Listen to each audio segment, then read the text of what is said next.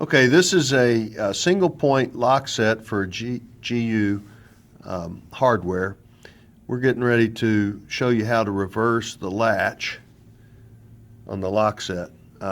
There's instructions for doing this actually on the lock set, but here we go. Go ahead, Greg, show us. Turn it over. There's a little slot there. Push in on it. Flip it. There. It has to click. Okay. So that's all there is to it.